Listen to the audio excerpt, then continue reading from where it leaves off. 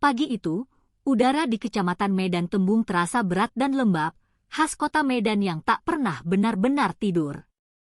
Deru mesin angkot Sudaco yang saling salip, klakson becak motor yang melengking, dan aroma tajam durian dari lapak-lapak di pinggir jalan berbaur menjadi satu simfoni yang riuh. Di tengah hiruk-pikuk itu, seorang gadis berseragam putih abu-abu dengan emblem SMA Negeri 5 Medan di sakunya, mengendarai sepeda motor metiknya dengan lincah namun tetap waspada. Namanya Saryani Batubara. Rambutnya yang hitam legam diikat ekor kuda, bergoyang seirama dengan laju motornya. Wajahnya yang bersih memancarkan semangat seorang siswi kelas 3 yang menatap masa depan dengan mata penuh harapan. Ia baru saja selesai membantu ibunya, Boru Siregar, merapikan lapo kecil mereka yang menjual kopi dan sarapan lontong sayur di depan rumah. Hari ini ada ujian penting, ujian bahasa Indonesia, materi yang paling ia sukai. Karena itu, ia sedikit memacu motornya, berharap tidak terlambat barang semenit pun. Namun, takdir rupanya telah menulis skenario lain untuknya pagi itu. Belum genap 1 kilometer dari sekolahnya, di persimpangan ramai dekat Pasar Aksara yang legendaris, sebuah peluit nyaring membelah udara, diikuti lambaian tangan tegas dari seorang polisi lalu lintas. "Pinggir! Pinggir, kau!" teriak polisi itu dengan logat Batak yang kental dan keras. Saryani, dengan jantung yang sedikit berdebar, segera menepikan motornya dan menurunkan masker yang menutupi separuh wajahnya. "Iya, Pak." "Ada apa, ya?" tanyanya dengan nada sopan, berusaha menyembunyikan kegugupannya. Polisi itu, yang di papan namanya tertulis Bribka Ginting, berdiri tegap dengan dada dibusungkan. Usianya sekitar 40-an, kumisnya tebal melintang, dan tatapan matanya tajam, seolah mampu menembus pikiran siapapun yang ditatapnya. Tatapan yang membuat nyali orang biasa menciut. "Kau tahu apa salahmu?" tanyanya dengan nada dingin, matanya menyapu Saryani dari atas ke bawah. "Saya kurang tahu, Pak," jawab Saryani jujur. "Helm saya pakai, surat-surat saya lengkap semua." Bribka Ginting menunjuk ke arah jalan dengan dagunya. "Lihat itu. Ban motormu berhenti di atas garis zebra cross. Itu pelanggaran," katanya cepat, seolah telah menemukan harta karun. Saryani menunduk, menatap aspal. Benar saja, ban depan motornya memang sedikit melewati garis putih tebal itu, tapi hanya sedikit sekali. Mungkin tak lebih dari separuh lingkar ban. "Maaf, Pak, tadi saya tidak sengaja." Bisa diberi teguran saja, pintanya memelas, berharap belas kasihan. Namun, Bribka Ginting justru tersenyum sinis, senyum yang tidak mencapai matanya. "Ah, kalau semua orang minta maaf saja, siapa nanti yang bayar tilang? Negara ini butuh uang dari kedisiplinan warganya," katanya dengan nada menggurui. Ia mengeluarkan buku tilang dari sakunya dan mulai pura-pura menulis. Tapi setelah beberapa detik, suaranya berubah menjadi lebih pelan, nyaris berbisik, penuh dengan sindiran. "Sebenarnya, bisa ku bantu? Biar cepat selesai urusanmu. Tak usah repot-repot kau ke pengadilan nanti. Kau kasih saja aku 200.000, beres semua." Saryani terdiam. Otaknya langsung mengerti apa yang dimaksud. Uang damai. Pungutan liar. Sejak kecil, ibunya selalu menanamkan kejujuran, bahkan dalam hal-hal terkecil sekalipun. "Lebih baik kita kehilangan uang karena aturan, Nak, daripada kehilangan harga diri karena jalan pintas," begitu pesan ibunya yang selalu terngiang.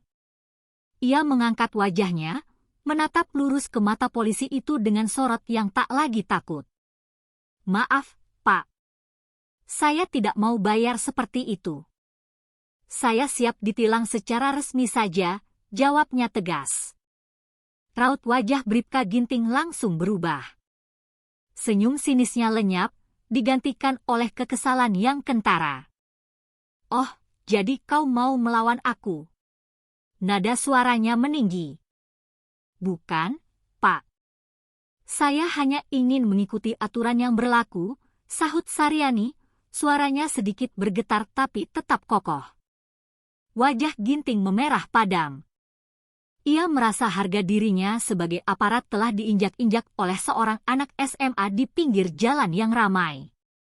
Apalagi, beberapa pengendara lain yang berhenti di lampu merah mulai melirik ke arah mereka dengan penuh rasa ingin tahu. "Turun kau dari motor," bentaknya kasar. Saryani menurut, walau hatinya berdegup kencang. Ia tidak tahu apa yang akan terjadi selanjutnya. Ginting memeriksa surat-surat kendaraannya, lalu dengan gerakan kasar, ia menarik kunci motor dari tangan Saryani. "Motor ini kutahan dulu. Kau ikut ke pos?" "Tapi, Pak, saya harus ke sekolah." "Ada ujian," Saryani mencoba memprotes. "Diam," hardiknya lebih keras. "Kalau kau mau sekolah, tadi nurut. Sekarang ikut aku." Tanpa basa-basi, Bribka Ginting menarik lengan Saryani, menyeretnya menuju pos jaga kecil yang berdiri di sudut persimpangan. Di dalam pos itu ada 2 polisi lain yang lebih muda, tapi mereka hanya diam, pura-pura sibuk dengan kertas-kertas di meja, seolah tak melihat apa yang terjadi. Di wilayah kecilnya ini, Bribka Ginting tampak begitu berkuasa, seperti seorang raja kecil yang tak tersentuh. Pos polisi itu terasa pengap dan sempit. Hanya ada 1 meja kayu yang sudah usang, beberapa kursi plastik, dan sebuah kipas angin tua di sudut ruangan yang berputar lambat dengan suara berderit, seolah enggan mengusir hawa panas medan. Bribka Ginting duduk di kursinya dengan angkuh sambil memainkan ponselnya. "Jadi, kau betul-betul tak mau bayar uang damai?" tanyanya lagi tanpa menatap Saryani. Saryani menunduk, berusaha keras menahan air mata yang sudah menggenang di pelupuk matanya. "Tidak, Pak. Saya tidak merasa melakukan kesalahan besar, dan saya hanya seorang pelajar. Saya mau ditilang sesuai prosedur saja." Ginting menghela napas panjang, napas yang terdengar seperti geraman tertahan. Ia lalu bangkit dari kursinya. "Anak zaman sekarang banyak kali gayanya. Kau pikir bisa seenaknya bicara sama polisi?" Ia berjalan mendekat, menatap Saryani dengan tajam. "Kalau kau mau main keras, aku juga bisa. Biar tahu rasa kau." Tiba-tiba, Bribka Ginting membungkuk dan mengambil seutas tali tambang dari bawah meja. Tanpa peringatan, ia mengikat kedua tangan Saryani ke sandaran kursi plastik. Gadis itu menjerit kecil karena kaget dan takut. "Pak, ini kenapa? Saya tidak salah apa-apa." "Diam." Ginting menepuk meja dengan keras, membuat tumpukan kertas berhamburan. "Kau mau keras kepala? Aku juga bisa keras kepala. Biar kapok kau." 2 polisi lain di ruangan itu hanya menunduk semakin dalam, pura-pura tidak melihat, seolah-olah pemandangan seorang gadis SMA yang diikat di kursi adalah hal yang biasa. Di luar, suara klakson dan deru mesin kendaraan masih bersahutan. Tidak ada seorang pun yang tahu bahwa di dalam pos kecil yang kumuh itu, seorang pelajar yang hanya ingin jujur sedang diperlakukan secara tidak manusiawi. Waktu terasa berjalan begitu lambat. Saryani menangis dalam diam. Rasa takut mencekam hatinya, namun di sisi lain, amarah mulai membara. Dalam hatinya, ia bersumpah akan melawan perlakuan sewenang-wenang ini. Ia belum tahu bagaimana caranya, tapi ia yakin kebenaran harus diperjuangkan. Setelah hampir 1 jam yang terasa seperti selamanya, Bribka Ginting mulai tampak bosan. Ia menyalakan sebatang rokok kretek, mengembuskan asapnya ke langit-langit pos yang kotor. "Kau mau kulepaskan? Gampang. Bayar saja 200.000 itu," ujarnya dengan nada malas, seolah menawarkan diskon besar. Saryani menggigit bibirnya, otaknya bekerja cepat. Ponselnya ada di saku roknya, tapi kedua tangannya masih terikat. Ia mencoba menggeser tubuhnya sedikit demi sedikit, berusaha menjangkau saku roknya dengan ujung jari-jarinya yang mulai kesemutan. Dengan susah payah, ia berhasil menekan tombol daya di sisi ponselnya. Layarnya menyala dalam sakunya. Ia teringat fitur perintah suara yang sering ia gunakan untuk memutar lagu saat berkendara. Telepon Abang Haris, bisiknya sangat pelan, nyaris tak terdengar. Sistem di ponselnya merespons, sebuah suara otomatis menjawab, memanggil Abang Haris. Bribka Ginting menoleh, terkejut mendengar suara itu. "Hei, apa yang kau lakukan?" Tapi terlambat. Panggilan itu sudah tersambung. Dari speaker ponsel yang masih di dalam saku, terdengar suara seorang laki-laki yang tegas dan berwibawa. "Saryani, kenapa? Lagi di mana kau?" Saryani berusaha menahan isak tangisnya. "Bang, aku ditahan polisi di pos depan Pasar Aksara. Dia mengikat aku, Bang." Ginting panik. Ia segera merebut ponsel itu dari saku Saryani, tapi suara di seberang telepon sudah berubah menjadi dingin menusuk. "Siapa nama polisinya?" tanya suara itu. Nadanya tenang namun menyimpan amarah yang luar biasa. Ginting menatap layar ponsel yang masih menyala. Di sana, di bawah nama kontak, tertulis sebuah jabatan, Maijen Haris Nasution. Wajah Bribka Ginting langsung pucat pasi seperti mayat. Keringat dingin sebesar biji jagung mulai mengalir di pelipisnya. Suasana di dalam pos yang panas mendadak terasa membeku. Beberapa menit kemudian, suara deru motor besar pengawal terdengar mendekat, diikuti oleh decit ban mobil hitam yang berhenti mendadak tepat di depan pos. Dari dalam mobil, turun seorang pria tegap berseragam loreng TNI, dengan langkah mantap dan tatapan setajam elang. Di bahunya, 2 bintang emas berkilauan di bawah sinar matahari Medan yang terik. Semua polisi di pos, termasuk 2 yang tadi pura-pura sibuk, langsung berdiri tegak seperti patung. Bribka Ginting berusaha menyembunyikan wajahnya yang pucat, namun matanya tak berani menatap ke depan. Mayor Jenderal Haris Nasution melangkah masuk. Pandangannya langsung tertuju pada adiknya, Saryani, yang masih terduduk di kursi dengan tali melilit di pergelangan tangannya. "Astagfirullah," bisiknya pelan, namun syarat dengan amarah yang tertahan. Ia menatap ketiga polisi di ruangan itu satu persatu. "Berani sekali kalian," ucapnya lirih tapi setiap katanya terasa seperti tamparan. Bribka Ginting gemetar hebat. Maaf, Jenderal. Saya tidak tahu kalau beliau ini adik Jenderal." "Bukan soal siapa dia," bentak Haris, suaranya menggema di ruangan sempit itu. "Kau pikir kau boleh mengikat warga sipil, apalagi seorang anak sekolah, seenak perutmu?" Semua orang di pos itu terdiam. Hanya suara kipas tua yang berderit yang masih setia menemani keheningan yang mencekam. Haris mendekati adiknya dan membuka ikatan di tangan Saryani dengan hati-hati. Bekas merah melingkar di pergelangan tangan adiknya yang putih. "Kau tidak apa-apa, Dek?" tanyanya lembut.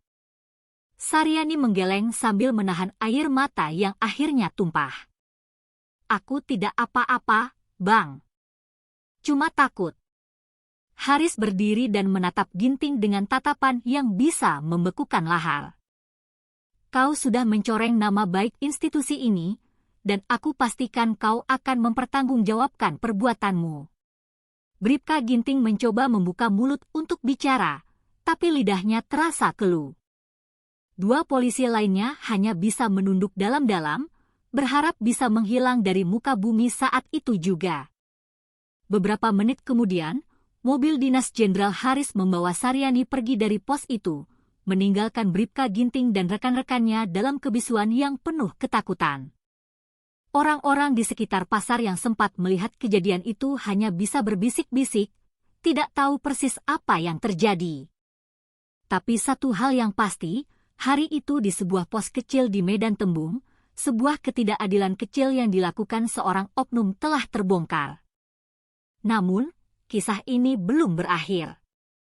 Karena setelah kejadian itu, Jenderal Haris tidak hanya ingin menegur, ia ingin menegakkan sebuah keadilan yang lebih besar, agar kejadian serupa tidak pernah menimpa gadis-gadis lain di negeri ini. Mobil dinas itu berhenti di depan sebuah rumah sederhana di kompleks perumahan yang padat di pinggiran kota Medan. Saryani masih terisak, memegang erat lengan abangnya. Meskipun berpangkat tinggi dan tampak sangar di depan orang lain, di depan adiknya, Maijen Haris Nasution hanyalah seorang kakak yang penuh kasih sayang. Ia menatap wajah adiknya yang pucat. "Tenang, ya, Dek. Abang yang urus semuanya. Kau tidak salah apa-apa." Ibu mereka, Boru Siregar, yang baru keluar dari dapur dengan celemek masih terpasang, langsung panik melihat anak gadisnya pulang dengan mata sembab dan diantar mobil militer. "Ya Allah, Saryani. Kenapa ini, Nak?" Haris menjawab pelan, berusaha menahan sisa amarahnya. "Kena oknum polisi, Bu. Mereka bertindak sewenang-wenang." Ibu Siregar terdiam. Ia kenal betul anaknya, seorang gadis jujur yang tidak pernah mencari masalah. Tapi mendengar kata oknum polisi, hatinya menjadi campur aduk antara takut dan marah. "Nak, kau jangan ikut campur terlalu jauh. Kau kan tentara, jangan sampai masalah begini jadi besar," katanya cemas, menyuarakan kekhawatiran orang tua pada umumnya. Haris menatap ibunya dengan lembut. "Bu, justru karena terlalu banyak orang yang memilih diam, makanya oknum-oknum seperti itu semakin berani. Kali ini, biar abang yang bersuara untuk Saryani dan untuk semua yang pernah diperlakukan seperti ini." Siang itu juga, Haris menghubungi Propam Polda Sumatera Utara. Dengan nada tenang namun tegas, ia menjelaskan seluruh kronologi kejadian, lengkap dengan bukti rekaman CCTV dari sebuah toko kelontong di seberang pos polisi dan video singkat yang sempat direkam Saryani di ponselnya sebelum dirampas. "Ini bukan hanya pelanggaran disiplin," katanya kepada petugas Propam di ujung telepon. "Ini adalah bentuk penyiksaan terhadap warga sipil, dan pelakunya harus ditindak tegas." Kasus itu langsung direspons dengan cepat. Nama Bribka Ginting masuk dalam daftar pemeriksaan mendesak. 2 polisi lain yang ada di pos saat kejadian juga dipanggil untuk memberikan klarifikasi. Sementara itu, di media sosial, kabar mulai bocor. Seorang saksi mata yang sempat melihat kejadian dari kejauhan mengunggah foto Saryani yang dibawa ke pos dengan keterangan, gadis SMA ditarik paksa polisi di depan Pasar Aksara. Katanya karena nggak mau bayar uang damai. Postingan itu menjadi viral dalam hitungan jam. Warganet membanjiri kolom komentar dengan luapan kemarahan. "Polisi kayak gini bikin malu institusi," tulis seorang. "Anak SMA saja diintimidasi, gimana rakyat biasa, timpal yang lain. Semoga oknum itu diproses hukum seadil-adilnya." Pihak Polrestabes Medan terpaksa menggelar konferensi pers kecil sore harinya. Kapolrestabes, AKBP Hasibuan, mencoba menenangkan situasi. "Kami sedang melakukan penyelidikan internal. Kami tidak akan mentoleransi tindakan di luar prosedur," katanya di depan kamera. Tapi di balik layar, suasana sangat tegang. Banyak perwira menengah resah karena kasus ini menyeret nama adik seorang jenderal TNI aktif dari Kodam I Bukit Barisan. Mereka takut masalahnya akan menjalar menjadi gesekan antar institusi. Keesokan paginya, Haris datang ke Polrestabes Medan mengenakan pakaian sipil. Wajahnya tenang, tapi sorot matanya tetap tajam. Begitu ia masuk, semua anggota polisi yang berpapasan dengannya memberi hormat dengan canggung. Mereka tahu siapa dia. Di ruang pemeriksaan, Bribka Ginting duduk dengan gelisah. Wajahnya pucat dan tangannya terus gemetar. Di depannya, 3 anggota propam sedang menulis laporan. Ketika Haris masuk, ruangan itu langsung menjadi sunyi. "Ini orangnya?" tanya Haris pelan.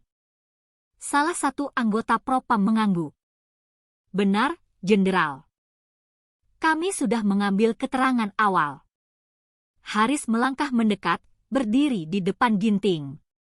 Suaranya rendah tapi penuh wibawa. "Kau tahu apa yang kau lakukan kemarin bisa membuat anak itu trauma seumur hidupnya." Ginting menunduk dalam-dalam. "Saya hilaf, Jenderal. Saya cuma emosi." Dia melawan. Haris menatapnya tajam. Melawan bukan alasan untuk mengikat seorang pelajar.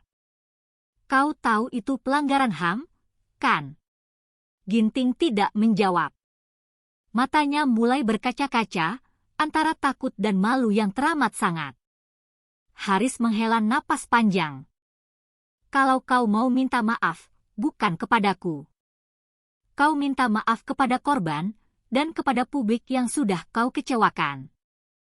3 hari kemudian, halaman Polrestabes Medan ramai oleh wartawan dari berbagai media. Sebuah konferensi pers digelar secara terbuka. Bribka Ginting berdiri di depan mikrofon dengan kepala tertunduk. Di sebelahnya, berdiri Kapolrestabes Hasibuan. Dengan suara berat dan terbata-bata, ia berkata, "Saya, Bribka Ginting, meminta maaf kepada masyarakat, kepada institusi Polri, dan khususnya kepada adik Saryani Batubara beserta keluarganya, atas tindakan saya yang tidak pantas. Saya hilaf dan siap menerima sanksi apapun." Saryani menonton siaran itu dari rumah, ditemani ibu dan beberapa tetangga yang datang memberi dukungan. Meski masih ada sisa luka di hatinya, ia menatap layar televisi tanpa kebencian. Ibu Siregar menepuk bahu anaknya. "Lihat, Nak. Tuhan tidak tidur. Yang salah pada akhirnya akan ketahuan juga." Haris, yang berdiri di belakang kerumunan wartawan tanpa mau tersorot kamera, tidak bicara sepatah kata pun. Namun di wajahnya tersirat kepuasan yang tenang. Ia tidak mencari balas dendam, ia hanya mencari keadilan. Namun, masalah tidak berhenti di situ. Malamnya, Haris menerima pesan dari nomor tak dikenal. "Hati-hati, Pak Jenderal. Banyak yang tidak suka cara Anda mencampuri urusan polisi." Haris hanya tersenyum kecil. Ia sudah lama tahu bagaimana sistem terkadang bekerja. "Tugas saya bukan mencampuri," balasnya singkat. "Tugas saya memastikan hukum di negeri ini masih punya arti." Di media sosial, video permintaan maaf Bribka Ginting terus dibanjiri komentar. Ada yang memaafkan, tapi lebih banyak yang menuntut agar ia dipenjara.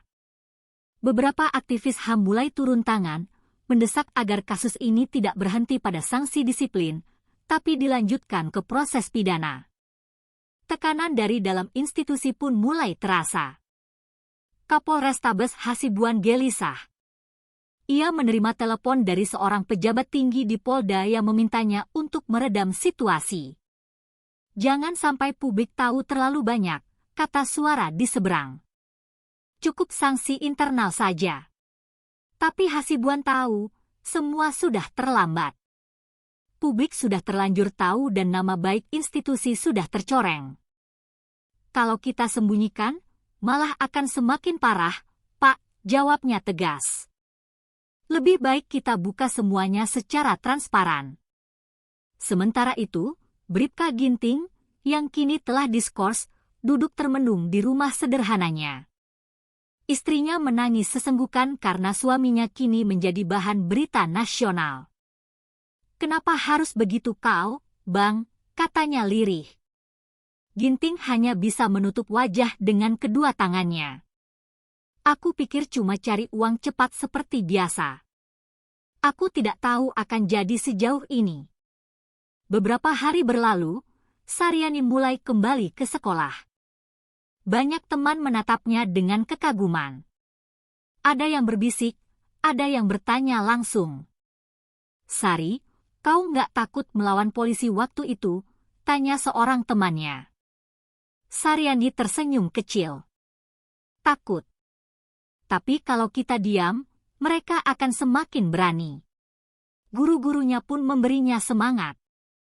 Kepala sekolah bahkan memintanya untuk berbicara di upacara bendera hari Senin untuk memberi pelajaran tentang keberanian dan kejujuran. Dengan suara yang sedikit bergetar namun jelas, Saryani berkata di depan seluruh siswa, "Kita semua harus berani bicara jika melihat sesuatu yang salah." Karena diam saat melihat kezaliman itu juga merupakan sebuah bentuk kesalahan. Tepuk tangan membahana di lapangan sekolah. Banyak siswa menunduk haru. Kejadian yang awalnya begitu menakutkan, kini berubah menjadi pelajaran berharga bagi seluruh sekolah. Seminggu setelah konferensi pers, kasus Saryani belum juga reda. Bukannya padam, api justru semakin membesar. Video kejadian, permintaan maaf Bribka Ginting, hingga wawancara singkat dengan para saksi mata kini tersebar di seluruh platform media nasional. Stasiun televisi, portal berita online, hingga para YouTuber investigasi ikut membahasnya. Judul-judul berita berseliweran, gadis SMA diikat polisi karena tolak uang damai, oknum polisi diperiksa Propam, adik Jenderal TNI jadi korban, masyarakat desak reformasi etika polisi di lapangan. Di sisi lain, Saryani mulai merasa lelah dengan semua sorotan ini. Ia bukan tipe orang yang suka tampil di depan umum. Tapi setiap kali ia membuka ponselnya, notifikasi seakan tak pernah berhenti. Permintaan wawancara, ucapan dukungan dari orang tak dikenal, dan tak jarang, pesan ancaman yang samar. Salah satunya berbunyi, "Kau sudah bikin malu institusi besar. Hati-hati kalau bicara, jangan terlalu banyak." Ia tak berani menunjukkan pesan-pesan itu kepada ibunya, tapi abangnya, Haris, tahu. Ia menenangkan Saryani. "Kalau ada apa-apa, langsung kasih tahu abang. Kita tidak boleh takut pada orang yang berbuat salah." Tekanan dari atas semakin kencang. Di markas besar Polda Sumut, suasana rapat sore itu terasa panas. Sejumlah pejabat tinggi duduk mengelilingi meja besar, wajah mereka tegang. "Kasus ini membuat citra Polri jatuh lagi," kata seorang pejabat senior. "Dan sekarang isunya sudah sampai ke DPR. Media setiap hari membahasnya." Kapolda menghela napas panjang. "Saya tahu. Tapi kita tidak bisa melindungi anggota yang jelas-jelas bersalah." Namun, suara lain muncul lebih keras. "Kalau kita biarkan TNI ikut campur dalam urusan kita, lama-lama masyarakat semakin tidak hormat pada polisi. Ini harus segera dikendalikan." Perdebatan berlangsung lama, namun keputusan akhir-akhirnya tegas. Bribka Ginting akan dipecat dengan tidak hormat dan diserahkan ke pengadilan militer polisi. Meskipun begitu, banyak yang tidak senang. Ada kelompok di dalam tubuh kepolisian yang merasa harga diri institusi mereka sedang diinjak-injak. Mereka berbisik di lorong-lorong kantor, menyalahkan Haris karena dianggap telah mempermalukan korps mereka di depan publik. Malam itu, hujan turun deras di Medan. Rumah Ibu Siregar terasa tenang, tapi suasana hati Saryani tidak. Ia sedang belajar di kamarnya ketika lampu tiba-tiba padam. "Listriknya mati lagi," gumamnya pelan. Namun, beberapa detik kemudian, ia mendengar suara motor berhenti tepat di depan rumah. 2 orang dengan jas hujan hitam berdiri cukup lama di luar pagar. Saryani mengintip dari celah jendela kamarnya. Salah satu dari mereka menatap tajam ke arah rumahnya, kemudian pergi tanpa suara. Saryani segera memanggil ibunya. "Bu, tadi ada orang di depan." Ibu Siregar menoleh cemas. "Siapa?" Tidak tahu, Bu. Cuma berdiri saja. Haris, yang kebetulan sedang dinas di kota sebelah, langsung datang keesokan paginya. Setelah mendengar kabar itu, ia memeriksa pagar dan menemukan bekas sepatu berlumpur di halaman depan. Kita lapor ke polisi lokal, kata Haris singkat. Tapi, Bang, ujar Ibu Siregar pelan. Bagaimana kalau justru orang dalam yang mengganggu kita? Haris terdiam.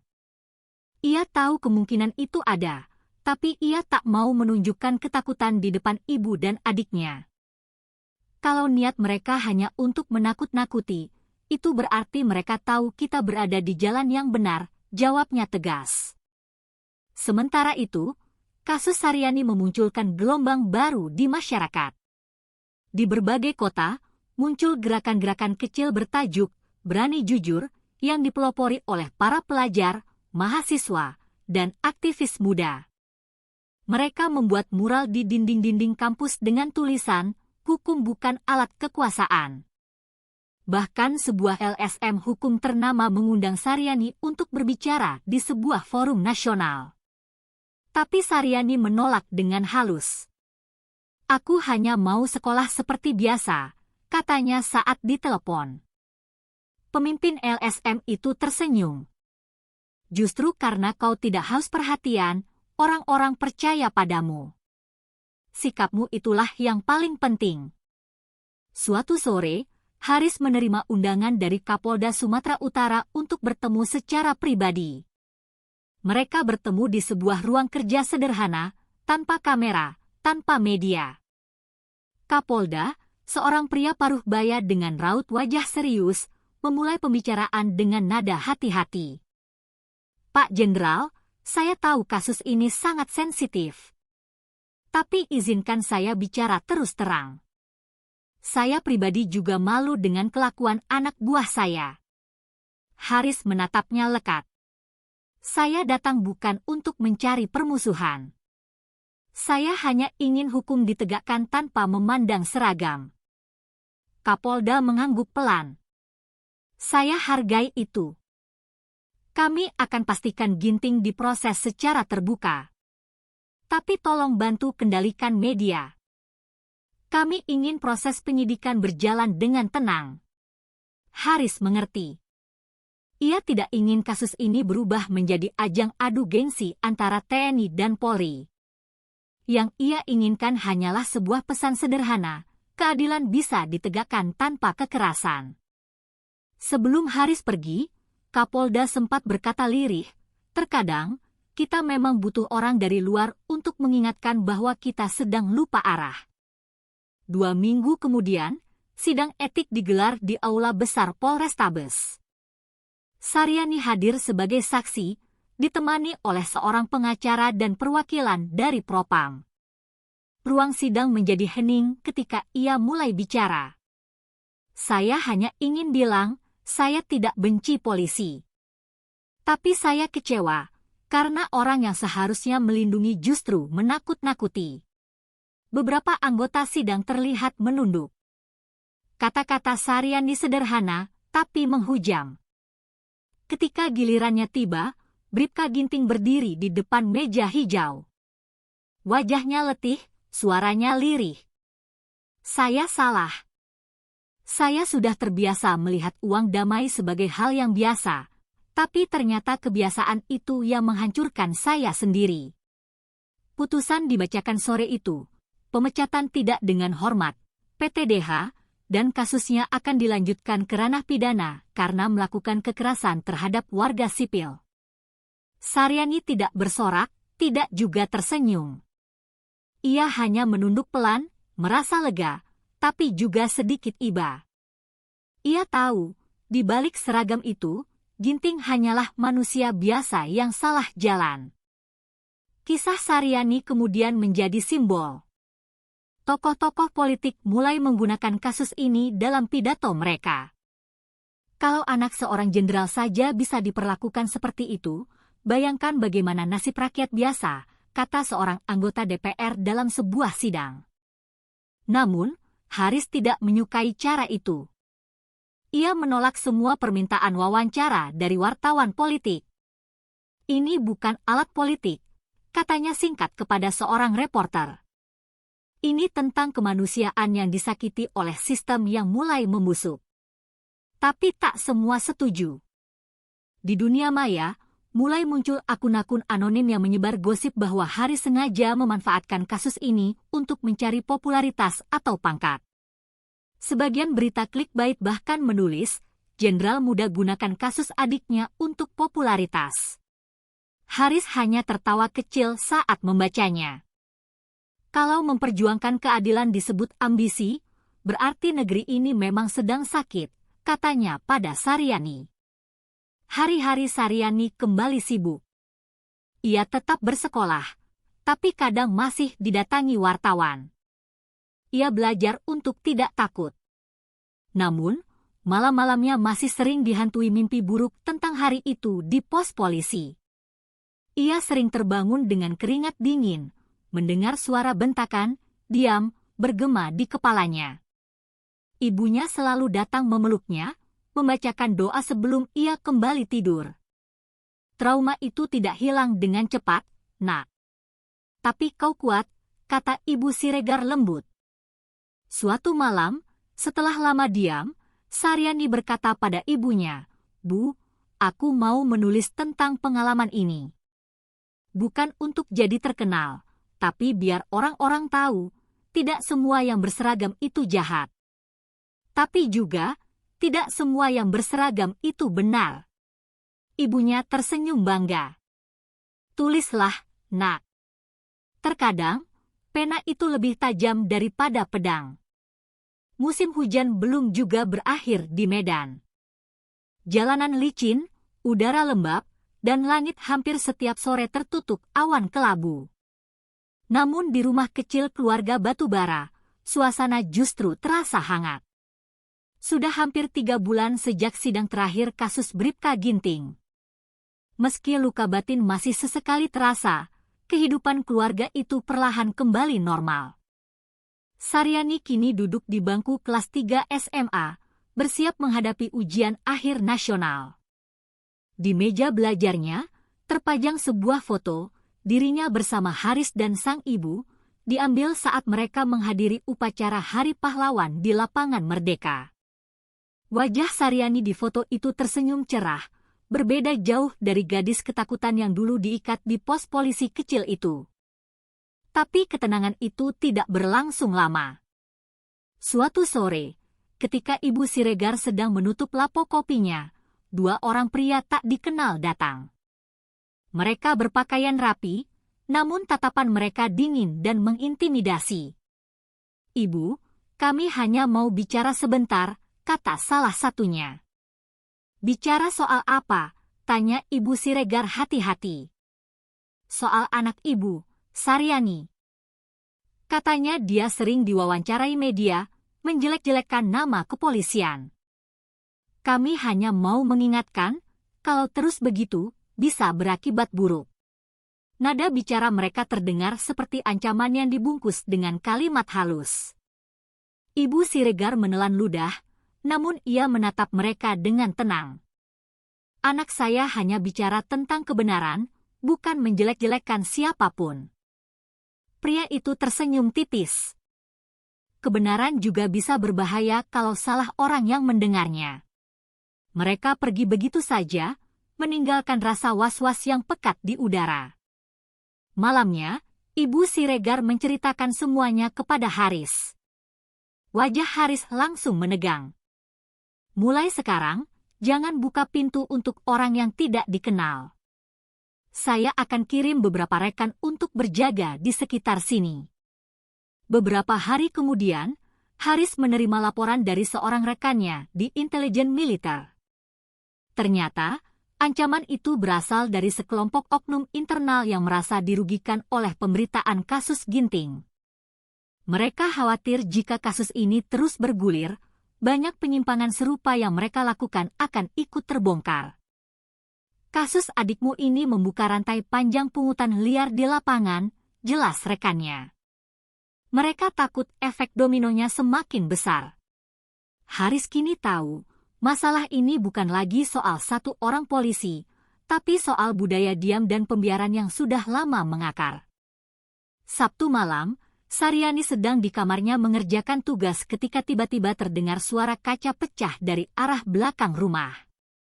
Ia menoleh kaget dan melihat bayangan seseorang melintas di luar jendela dapur. "Bu, ada orang!" teriaknya panik. Haris, yang malam itu kebetulan sedang berada di rumah, langsung berlari keluar. Ia mengambil senter dan menuju halaman belakang. Dalam kegelapan, ia melihat dua sosok berlari ke arah gang sempit. "Berhenti!" teriaknya. Tapi mereka menghilang di telan hujan gerimis. Yang tertinggal hanyalah sebuah batu besar yang masih basah dan secarik kertas yang diikat di atasnya. Tulisan di kertas itu sederhana tapi menusuk. "Diam atau rumahmu jadi abu." Haris menggenggam kertas itu erat-erat. Wajahnya mengeras. Ia tahu ini bukan sekedar intimidasi, ini adalah pesan teror agar mereka berhenti bersuara. Namun, hasilnya justru sebaliknya. Keesokan harinya, Haris memutuskan untuk melaporkan ancaman itu secara terbuka. Ia mengadakan konferensi pers singkat di depan rumahnya yang jendelanya pecah. Dengan suara tenang namun tegas, ia berkata di depan kamera, "Keluarga kami tidak akan mundur. Kami percaya hukum di negeri ini masih bisa ditegakkan. Kami tidak mencari musuh. Kami hanya ingin negeri ini punya hati nurani." Pernyataannya langsung menjadi berita utama. Publik kembali tersentak. Tagar "Kami bersama Saryani dan hukum untuk semua" menjadi trending di media sosial. Ribuan pesan dukungan membanjiri akun media sosial Saryani, datang dari masyarakat biasa, guru, bahkan beberapa polisi muda yang menulis, "Kami minta maaf atas apa yang dilakukan senior kami. Kami ingin menjadi polisi yang benar." Saryani menangis saat membacanya. "Bang, ternyata masih banyak orang baik," katanya pelan. Haris tersenyum. "Selalu ada. Cuma terkadang mereka memilih diam karena takut. Sekarang, mereka tahu bahwa diam bukanlah pilihan." Kasus ancaman terhadap keluarga Saryani akhirnya ditangani langsung oleh tim gabungan dari kepolisian dan TNI. Hasilnya mengejutkan. 2 orang yang datang ke rumah Ibu Siregar ternyata adalah mantan anggota polisi yang sudah lama dipecat karena kasus pungli. Publik kembali marah, tapi kali ini, institusi kepolisian bergerak cepat.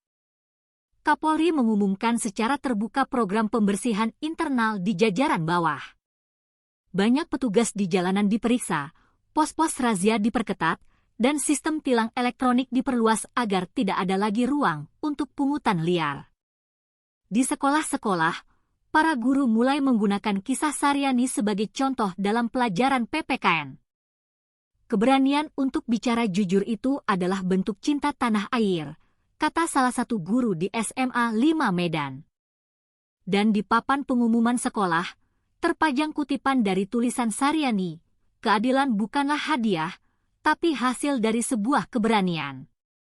Beberapa bulan setelah itu, Saryani menerima surat dari sebuah lembaga rehabilitasi sosial yang menangani mantan aparat bermasalah.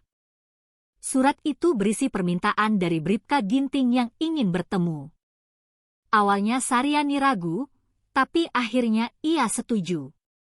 Ditemani Haris, ia menemui Ginting di kantor lembaga tersebut. Ginting tampak jauh berbeda. Ia lebih kurus, wajahnya lelah, namun matanya memancarkan kejujuran. "Saya minta maaf, Nak," katanya pelan. "Saya kehilangan segalanya.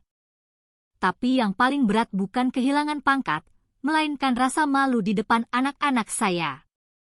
Saryani terdiam lama. Dalam hatinya masih ada luka, tapi juga rasa iba. Ia menatap pria di depannya dan berkata, "Saya sudah maafkan Bapak. Tapi saya harap, Bapak juga bisa membantu orang lain agar tidak salah jalan seperti Bapak dulu." Air mata menetes di wajah Ginting. Ia mengangguk. Saya janji. Pertemuan itu sederhana, tapi menjadi penutup dari luka yang panjang. Bagi Saryani, memaafkan bukan berarti melupakan, tapi melepaskan beban yang sudah terlalu lama ia pikul. 5 tahun berlalu. Saryani Batubara kini telah menjadi mahasiswi Fakultas Hukum di Universitas Gadjah Mada, Yogyakarta. Namanya dikenal sebagai seorang aktivis muda yang vokal berbicara soal reformasi hukum dan integritas aparat. Ia tidak pernah menggunakan statusnya sebagai adik jenderal untuk mencari simpati. Ia hanya ingin membela orang-orang yang tak punya suara. Sementara itu, Haris Nasution telah pensiun dengan tenang, tinggal bersama ibunya di rumah lama mereka di Medan. Setiap kali melihat berita tentang adiknya di televisi, ia tersenyum bangga. Dulu kau adalah korban, katanya suatu kali pada Saryani lewat telepon. Sekarang, kau adalah penegak kebenaran. Suatu sore, Saryani kembali ke Medan untuk mengunjungi makam ayahnya. Ia menaruh seikat bunga melati dan berdoa dalam diam. Di bawah langit senja yang berwarna jingga, ia berkata pelan, "Ayah, dulu aku takut. Tapi sekarang aku tahu, keberanian itu bukan tentang tidak memiliki rasa takut, tapi tentang tetap berdiri tegak walaupun rasa takut itu ada." Di kejauhan, suara azan maghrib berkumandang, membungkus suasana dengan kedamaian. Ia menatap ke arah pos polisi lama di dekat Pasar Aksara, yang kini sudah direnovasi menjadi pos pelayanan publik yang modern dan ramah. Di dindingnya, terpampang tulisan besar, "Polisi untuk rakyat, bukan untuk ditakuti rakyat." Saryani tersenyum tipis. Ia tahu perjuangannya belum selesai, tapi hari itu, ia merasa tenang. Karena dari satu keberanian kecil di sebuah jalan raya yang ramai, sebuah perubahan besar telah lahir. Kisah ini berakhir bukan dengan dendam, tapi dengan harapan. Bahwa dalam setiap ketidakadilan, akan selalu ada seseorang yang berani berdiri dan berkata, "Cukup." Dan terkadang, keberanian seorang gadis muda bisa mengguncang